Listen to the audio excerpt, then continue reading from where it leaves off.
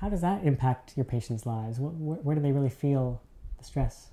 So stress, I think, on some level is present with most people, especially in our society that puts a lot of emphasis on that go, go, go mentality.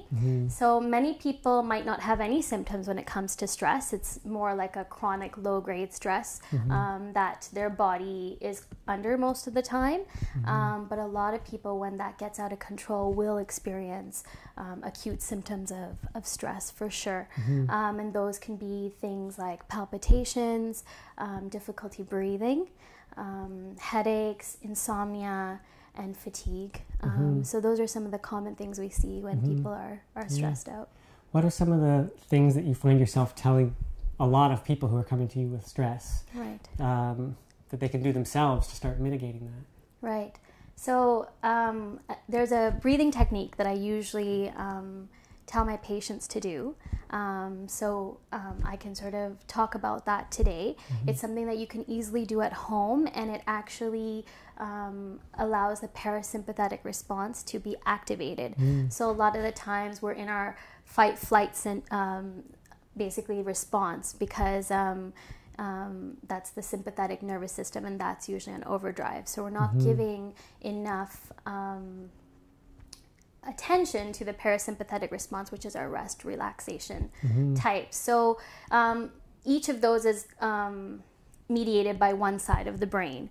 So the left side is the rest and digest and relax. So breathing through the left nostril primarily is going to help activate that. So something you can do at home is left nostril breathing. So basically closing your right nostril and breathing through the left one. So breathing in through the left for 4 seconds, holding it for 4 seconds, and then releasing the breath through the nostril again for 4 seconds. So you can do that for anywhere from 10 to 15 minutes, as long as you're not getting lightheaded.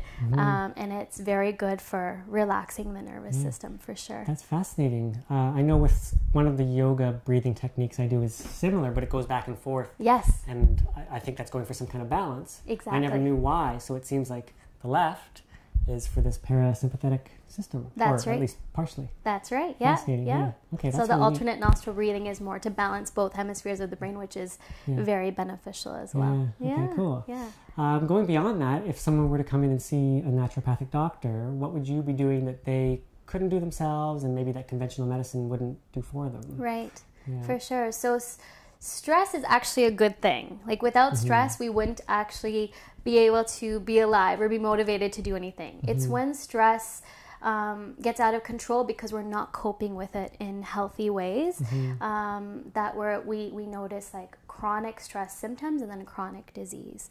So as a naturopathic doctor, it's really important for me to help my patients recognize where they're not coping with stress well, and helping them learn about healthy coping strategies and be more mindful of their stress for sure.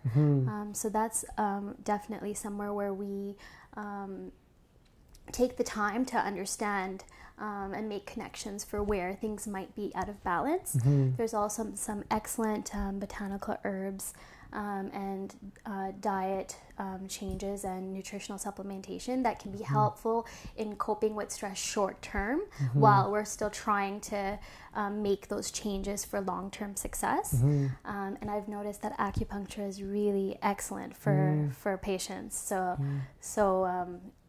treatments with acupuncture reduce stress significantly. Yeah. It's so interesting. We talked in the last video about digestion, which obviously has a nutritional component and other body components, but very much a stress mind component to digestive issues as well often, right? Right. And I think it's interesting with stress, which we think of as being a mental and emotional component, and certainly is, also has a nutritional component as well. That's fascinating, right? And That's that's where naturopathy comes in by doing mind-body, a holistic approach all the way, right? Right, exactly. Yeah. And a lot of the supplements or botanical herbs that we do prescribe are usually side effect free and non-addictive, and the goal is not to use them like forever, but more short term.